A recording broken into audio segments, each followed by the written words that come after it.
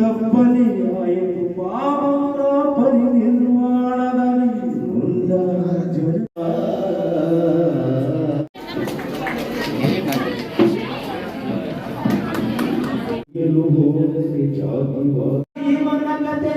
ಭಾರತೀಯರೇ ನೀವು ಕೇಳಿ ವಿಶ್ವಮಾನವನ ಗದಗಗಳು ನೀರನ್ನು ಕುಡಿಯು ಭೂಮಿಗೆ ಸೇರಿದ ಕೆರೆಯ ಜನತೆಗೆ ದಾರಿ ತೋರಿದ ಬೆಂದ ಬಾಳಿಗೆ ಬೆಳಕು ನೀಡಿದ ಅಂಬೇಡ್ಕರರ ಜೀವನ ಕಥೆಯ ಭಾರತೀಯರೇ ನೀವು ಕೇಳಿ ವಿಶ್ವಮಾನವನ ಸಾಹಸ ಗಾಥೆ ದೇಶಭಕ್ತರೇ ನೀವು ಕೇಳಿ.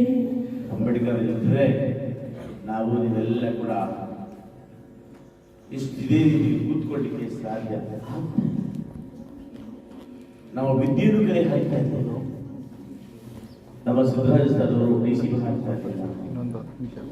ನಾನೊಬ್ಬ ಹೊಸ ಸದಸ್ಯರಾಗಿ ಅಧ್ಯಕ್ಷರಾಗಿ 3 ಬಾರಿ MLA ಆಗೋದಕ್ಕೆ ಸಾಧ್ಯ ಅಲ್ವಾ? ಇದೆಲ್ಲ ಕೂಡ ಅಂಬೇಡ್ಕರ್ ಕೊಡತಕ್ಕಂಥ ಭಿಕ್ಷೆ.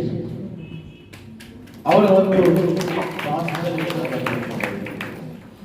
ಬರೀ ಅಂಬೇಡ್ಕರ್ ತಕ್ಷಣ SC ST ಮಾತ್ರ ಅಲ್ಲ, ಇವತ್ತು ಬ್ಯಾಕ್ವರ್ಡ್ ಜನ OBC ಇದೆ, ವರ್ಗ ಹೊರಮ ಒಕ್ಕಲಿಗರಾಗಬಹುದು, ಕುರುಬರಾಗಬಹುದು, ಒಲ್ಲರಾಗಬಹುದು, ಇವರೆಲ್ಲ ಕೂಡ ಇವತ್ತು ಅಂಬೇಡ್ಕರ್ ಸಂವಿಧಾನ ಬಂದರು ಮುಖಾಂತರ ನೀವು BC BA B ಸರ್ಟಿಫಿಕೇಟ್ ತಗೊಳ್ತಾ ಇದ್ರಿ.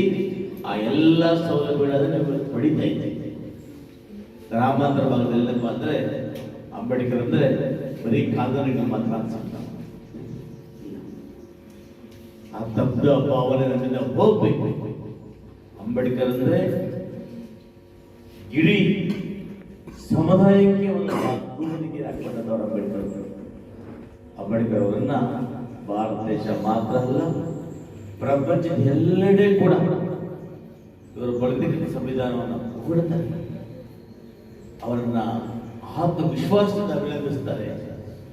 ಬಹುಶಃ ಪ್ರಪಂಚ ಕಂಡಂತ ಒಬ್ಬ ಮಹಾನುಭಾವ ಅಂಬೇಡ್ಕರ್ ಅಂದ್ರೆ ತಪ್ಪಾಗಲ್ಲ.